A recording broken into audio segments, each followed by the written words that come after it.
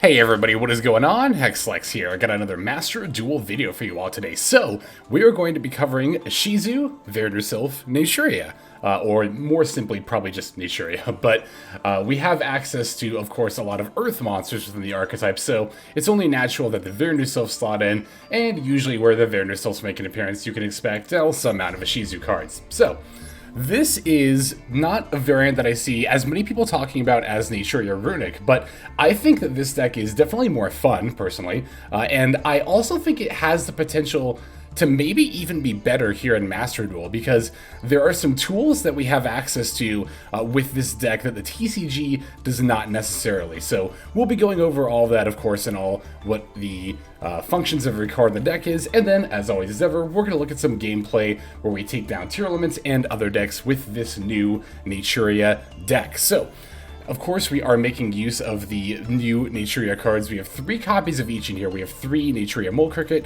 3 Camellia, and then 3 Naturia Blessing as well. The other previous Naturia cards that we've included in here are Naturia Sacred Tree. We have 3 of those, 3 Naturia Sacred Tree, 1 Stinkbug, and then 1, where is she? Sunflower. Here we go. So, how all does this deck work? What all does it do? Well, this is more or less a synchro kind of toolboxy type of deck that really looks to lock down what your opponent is able to do under the effects of various Naturia cards. There is, of course, Naturia Beast. We've all, I'm sure, come across this card at one point or another and been very frustrated when our handful of normally useful spells ends up being not worth much. This is one of the more common plays to make Naturia Beast. In fact, if you have a Naturia Mole Cricket, and then we already discussed this in our primer about Naturias that we posted a little while ago, but if you've actually got the Naturia Mole Cricket, what you can do is you can normal summon Mole Cricket, use its effect, sack itself, special summon Camellia.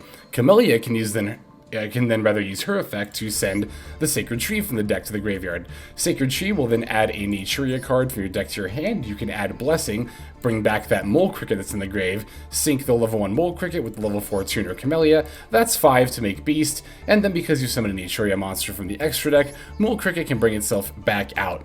Then during your opponent's turn, you can start summoning more Naturia monsters from the deck, ideally 2.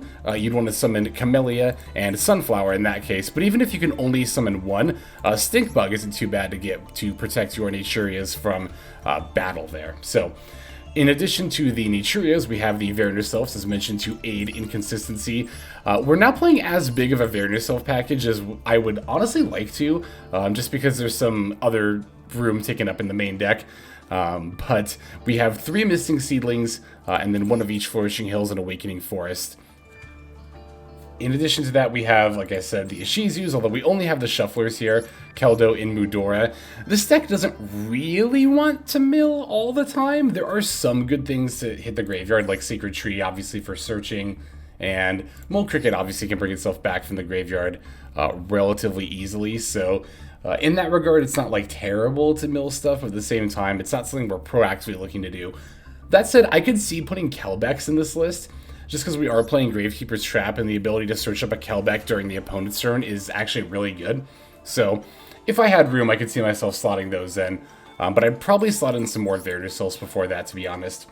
Speaking of which, as I mentioned, we are playing Gravekeeper's Trap, and we're also playing Exchange of the Spirit, in order to potentially get a lock with the Gravekeeper's Trap. Basically, this is more or less Necro Valley while you have Exchange of the Spirit in play, which is, of course, going to be very good against who else but tier elements.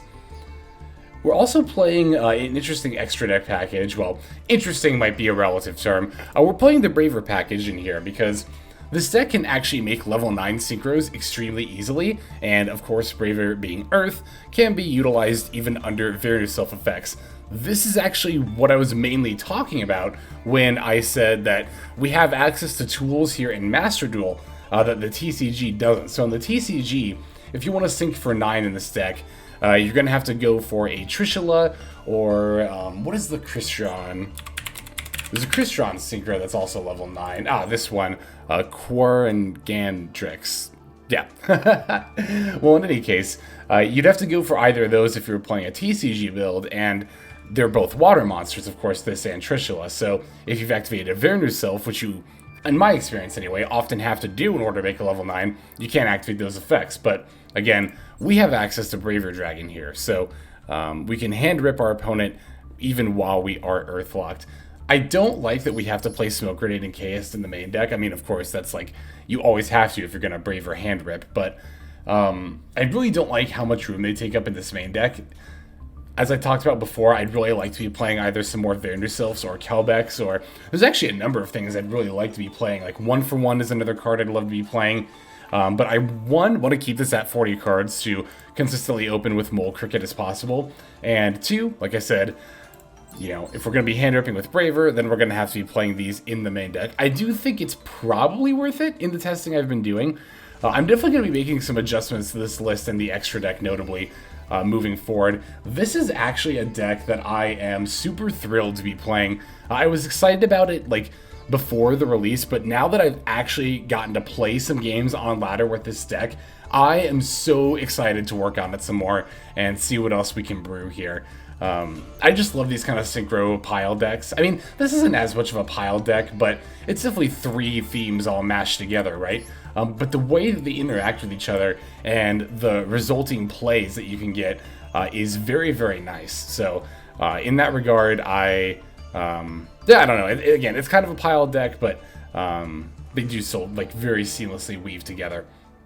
Oh, another notable thing in the extra deck is Donner, Dagger for Hire, is out. This is actually a great Link 2 to have in Earth-based decks, or rather Vernusylph decks, because this monster is basically targeted monster destruction in the form of a generic Link 2, and because she's Earth, can be activated even if you're Vernusylph locked. So Donner is a great addition to this extra deck that's also new from the latest selection pack there. So I think that's going to go ahead and do it as far as like things I wanted to mention here with the list. Let's go ahead and break the list down card by card as we always do, and then we'll take a look at some gameplay. So we're playing 3 Naturia Mole Cricket, 1 Naturia Sunflower, 3 Maxx, 1 Naturia Stinkbug, 3 Ash Blossom and Joyous Spring, 3 Vernusylph of the Misting Seedlings, 1 Vernusylph of the Flourishing Hills, 1 Vernusylph of the Awakening Forest, 2 Keldo the Sacred Protector, 3 Mudora the Sword Oracle, 2 Naturia Camellia, 1 Foolish Burial Goods, 1 Smoke Grenade of the Thief, 1 Rod of Silence Chaos, 2 Call by the Grave, 3 Naturia Blessing, 1 Exchange of the Spirit, 3 Infinite Impermanence, 3 Naturia Sacred Tree, and then 1 Gravekeeper's Trap. There's our main deck. For the extra deck, we're on 1 Naturia Beast, 1 Naturia Barkion, 1 PSY-Framelord Omega, 1 Draco Berserker of the Tenyi, 1 Power Tool Braver Dragon, 1 Baronne de Fleur, 1 Supreme Swordsoul Sovereign, or rather Swordsoul Supreme Sovereign Chengying, 1 Psychic End Punisher, 1 Abyss Dweller, 1 number 41 Bagooska, the terribly tired Tapir, 1 number 60 Dugares, the Timeless, 1 Divine Arsenal, AA-ZEUS Sky Thunder, 1 Asa the Earth Charmer Immovable, 1 Donner, Dagger for Hire, and then 1 Nightmare Unicorn. So that's going to be our list. Let's go ahead and take a look at some gameplay. Alright, so our first duel for this video is going to be up against Tier Limits. Now, of course, despite this new support coming out for Naturias, that's definitely not going to unseat Tier Limits from their current spot way far ahead of everything else at the top there. But we do still get to at least have a pretty decent fighting chance against them, as we'll see in this game here. So, going to start off with the Mudora. That's going to allow me to set up the Gravekeeper's Trap. And one of the cool things about Mudora and Gravekeeper's Trap in this deck in particular is that if you open with Naturia Sacred Tree, you can just go ahead and send that, and then that will allow you to not only add, of course, the Earth Fairy, but then you get a Naturia monster as well. So that's how we're going to get access to our Mole Cricket here. And as you can see, we've actually managed to put an extra level 4 body on the board without being Earthlocked. So we could actually, in theory, summon like a Trishula or the Crystron Synchro here, but we don't have those in our extra deck, and I want to hand over with Braver anyway, so I'm going to go for the Naturia Beast first, which might look a little bit weird, but remember that not only is the Mole Cricket going to come back, but we've got this Vernusylph in our hand as well.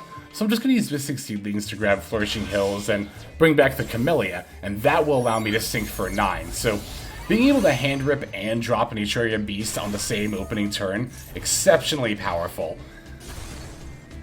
Now, unfortunately for me, though, we look at our opponent's hand, and it's actually all tier limit cards, so literally no matter what I send, I'm going to end up triggering one of these effects, which is definitely not ideal, but we're going to go ahead and send Scream. Of course, we have the Beast to negate spells, but literally, these are all awful for me to send except for Scream. Like, Scream has the lowest impact of any of these cards sent when they trigger their graveyard-based effects. So, because they already have Solic, my opponent's going to go ahead and grab the Crime, and then pass back to me. So, I'm going to activate Gravekeeper's Trap. I decided to declare Imperm. That looks a little bit weird to declare, but remember, I already have Naturia Beast up, so I don't need to declare Perlerino. I don't want to declare any other tier limit card, because otherwise, you know, Gravekeeper's Trap will send it to the graveyard and then activate the card, and I definitely don't want to be doing that. So I figured Imperm was my best bet in case they, like, try to Imperm, I don't know, I guess they don't have any spells left, but try to Imperm my Braver to prevent a monster effect negate, so... that's the other cool thing about Braver in this deck in particular, is that between Braver and Gravekeeper's Trap, you'll often have, like, just complete knowledge of what's in your opponent's hand, which is very handy for playing around. So, in this case, my opponent's got 2 Rhinoheart, Merly, Scream Crime, or Solic Crime, and Terraforming. So, even though my opponent's got a full hand, they can't really do anything against me here. They can't Terraform me, obviously, because of NAT Beast. I'm going to negate their Rhinoheart summon with Braver, and then all they can do at that point is set Solic and Crime and then pass. Now, to be fair, that is still very scary, but thankfully my opponent has decided to draw phase Solic targeting the NAT Beast. I don't really know why they bothered doing that when I had a Mudora in my graveyard. Like, I was always just going to put the Rhinoheart back here, so I don't really know what they were trying to accomplish. I think it would have been better for my opponent to have left the Rhinoheart up and basically tried to use Crime before sending the Rhinoheart with Solic, right? To be fair, I could just, like, switch to attack mode, move to battle phase to play around that, but it would at the very least, you know, they would take less damage, I would have less plays during main phase 1, so on and so forth, so. But here, yeah, if they want to draw phase Solic, that's totally fine. I'll just shuffle their Rhinoheart back with Braver, and then my opponent's just going to go ahead and concede. So, as you can see, we already started off with a very, very powerful turn 1. This is like a bit of a high roll turn 1, but it's not that much of one. As you can see, all it really took was like, was it just Mudora plus Sacred Tree? Is that all we needed? Because, like, I don't know, we need another fairy to discard with Mudora, but with those 3 cards, you can end on Braver plus Naturia Beast, which, as we saw here, is a very powerful turn 1 end board. Let's take another look at a game with tier limits, but let's do a more back and forth game this time. Okay, so as mentioned, we're going to be scoring off against tier limits yet again, and of course, also as I mentioned, this duel is going to be a little bit longer. It's going to be a bit more of a back and forth. I believe our opponent is, yes, going to go first this time. Our opening hand is not terribly great here, but we did at least get Maxx and Ash Blossom, if we're going to go second. So, the rest of this hand, though, it was admittedly pretty mid. It's, again, the Rod of Silence. I really don't like playing these equipped spells in the main deck, especially in a 40-card main deck. It just feels kind of bad, but I think it is worth it to play Braver over Trish, honestly. So, opponent's going to Foolish Burial Goods. Now, what I did here, and I'd like to do this in particular, especially now that you know, Naturia decks are running around, also playing Foolish Burial Goods to send Sacred Tree. I usually like to wait until to see what my opponent's going to send with the goods before I Ash Blossom, because the vast majority of the time, they're just going to be sending a spell or trap card that's going to be searching, right? Whether it's Solic, whether it's Naturia Sacred Tree, whether it's the Crystal Beast trap card that adds a field spell. In any case, you're going to be able to use Ash Blossom on pretty much whatever gets sent by Foolish Burial Goods. The only common exception would be Exchange the Spirit to turn on Gravekeeper's Trap, but that's a very niche case scenario. So, I don't have a problem using Ash Blossom here against the Solic. Opponent is going to get to follow up with a Foolish. They just end up sitting in Mudora, though, right? Yeah, that's a little weird, but ultimately fine. They then normal summon the Supreme Sea Mare, excuse me, before going into their Kitkalos. Now, they are still under Maxx, so I'm going to get some draws here. Poo's just going to fetch up a Solic, set it, and then pass back over to me now. So, let's see. We end up top decking a Vernusylph of Missing Seedlings. It's a pretty good top deck, but not even necessarily for using the Vernusylph effect. Rather, I get to use the Mudora effect here because I'm trying to remember if this came up last game. I think it did, actually. It did, of course it did. But again, we can use the Gravekeeper's Trap to send the Naturia Sacred Tree. That will allow us to grab the Mole Cricket. We have it normaled, so we can go about our plays. Or we would if we weren't under Maxx is the thing.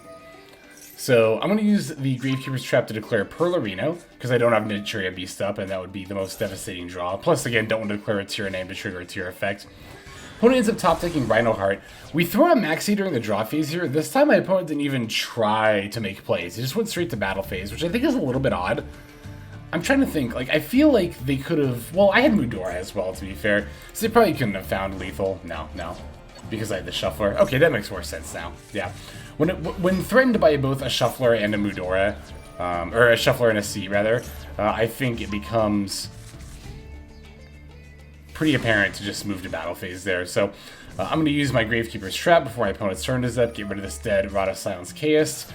Now I get to use this Keldo's effect, and I get to use Keldo to search up Exchange of the Spirit. That is actually specifically why I grabbed Keldo with Gravekeeper's Trap, was so that I could use Keldo's effect, hopefully, potentially, add the Exchange of the Spirit, and then send it with the Gravekeeper's Trap, which is, as you can see here, exactly what ended up happening. So now I get to normal summon Naturia Mole Cricket, and now my opponent has a perpetual lock on effects in their graveyard. Excuse me. Thanks to the Gravekeeper's Trap with Exchange of the Spirit in the graveyard there.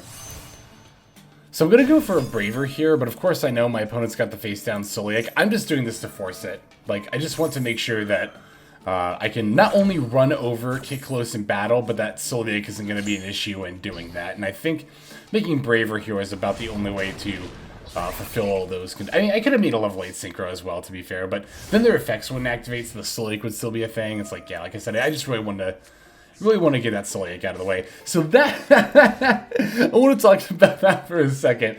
During my opponent's draw phase, you know, with Gravekeeper's Trap, I'm thinking to myself, what is the, like, worst thing they could top deck? And I was scrolling through their graveyard, and I noticed they had a Heartbeat, and I was like, well, if they play one, they might play two. And not only do they play two, they actually top decked it. So that's really funny. Actually, that's good. I'm glad I managed to go ahead and take care of that. Now, they do still normal summon Keldo, and that's going to go ahead and put back my Exchange of the Spirit. So either way, they are going to turn off my Gravekeeper's Trap. I thought that was great that I actually managed to call the Heartbeat that they ripped off the top of the deck. And you know, this is definitely a worse means of addressing the Gravekeeper's Trap, because I definitely still get to utilize the effect to search Earth Fairies to great effect here. Well, potentially to great effect. We'll see. I'm going to use the Vernusylph here in order to just add a Mudora and then bring back a Camellia. Camellia will, of course, send the Sacred Tree. Now I get to add a Blessing. Going to use the Gravekeeper's Trap to turn my Mudora into a Keldo, basically just ensuring that I have access to both Shufflers for my opponent's next turn coming up.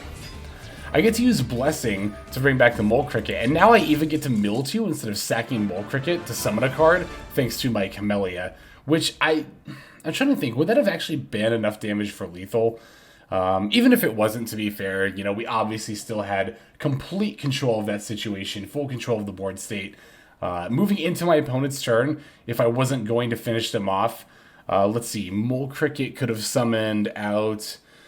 Could have even summoned another Camellia, to be honest. Like, I could have summoned Sunflower, could have made a Naturia Beast, had the Sunflower up, Mole Cricket comes back. So even if we don't mill to negate monster effects with Sunflower, we can still sack Sunflower and Mole Cricket to negate a monster effect.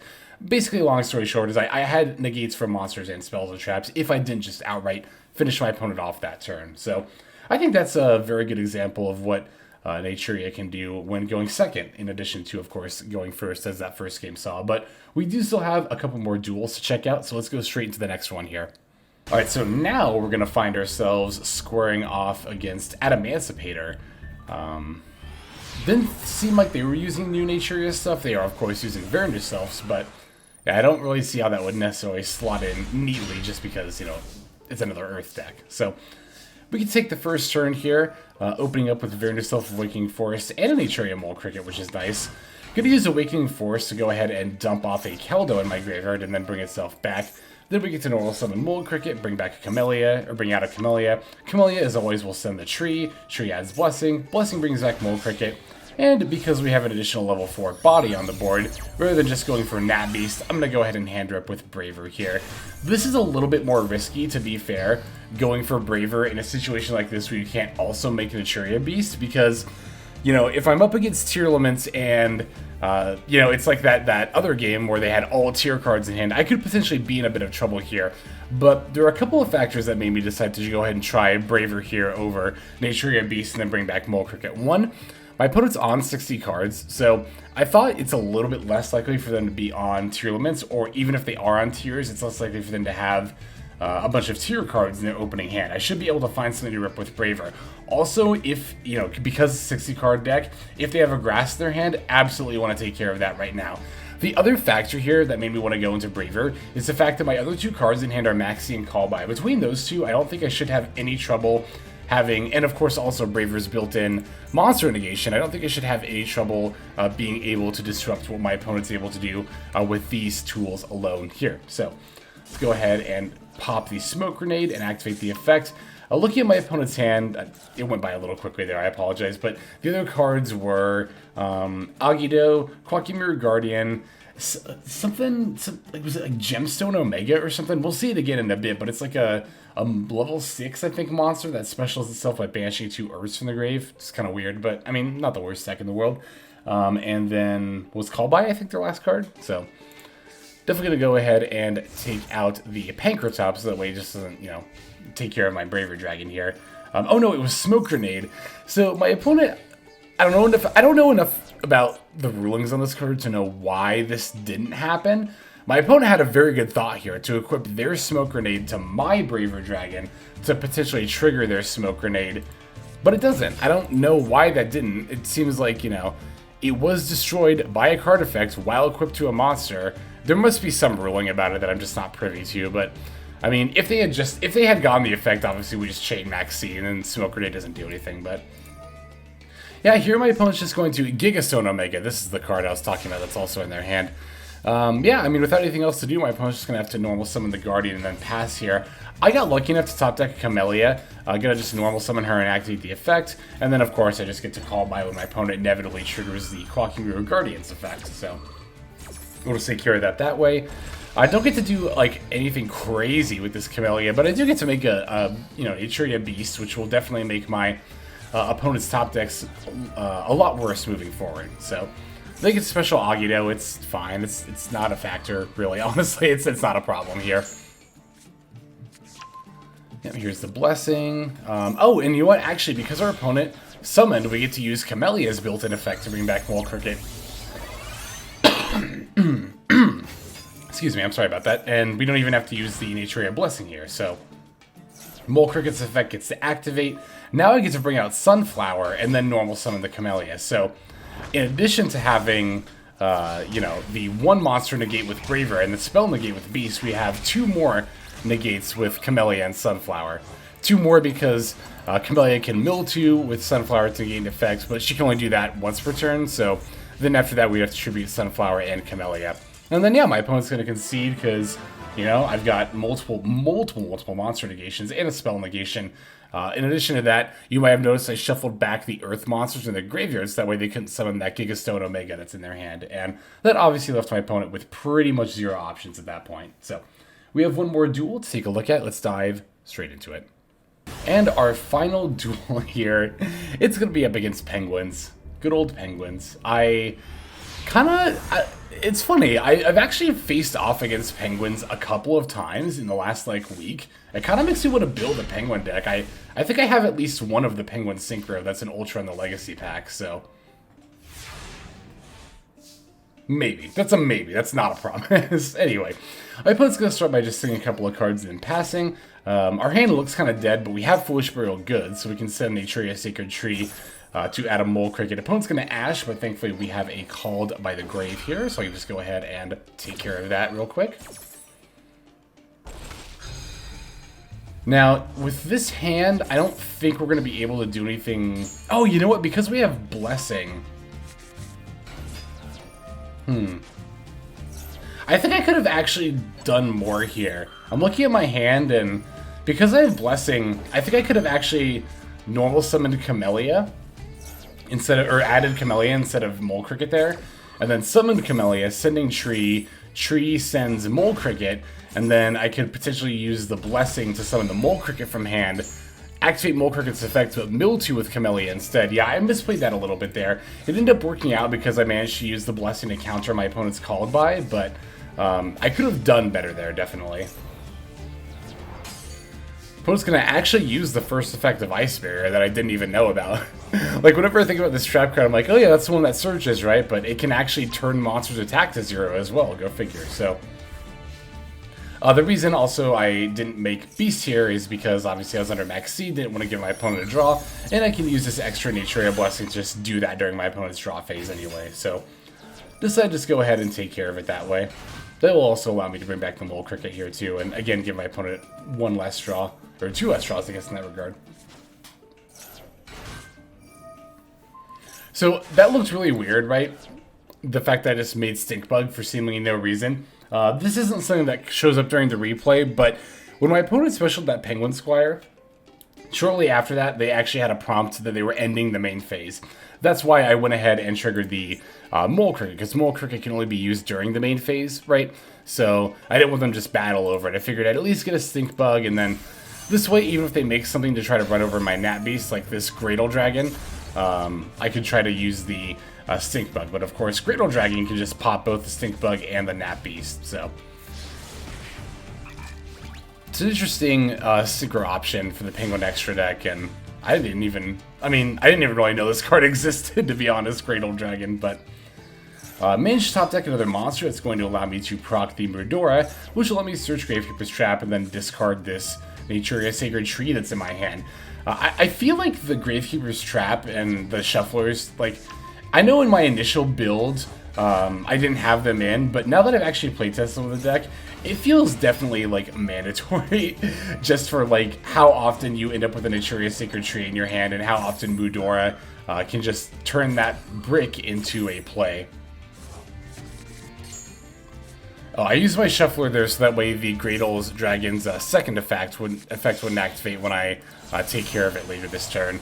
I get to summon a Baron here, but I actually totally blanked on the fact that, oh right, I can't actually use Baron's effects because I'm Vernusylph locked, so I'm going to use Blessing to go into my Donner instead, because I need some removal, and as mentioned in the profile, Donner is great generic removal for when you're, you know, Earth locked by the Vernusylphs there. So, gonna battle with Baron.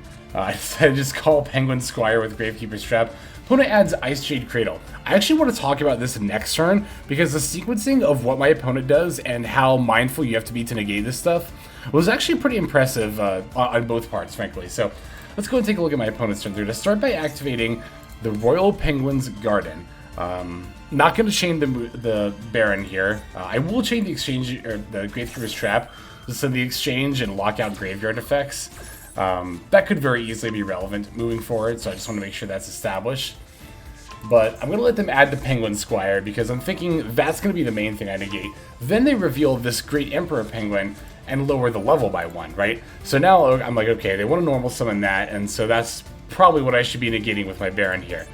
So now they're activating the Ice Jade Cradle. Note also that they discarded Ice Jade Acti. So again, just keeping in mind everything that they've got moving here, all these moving pieces.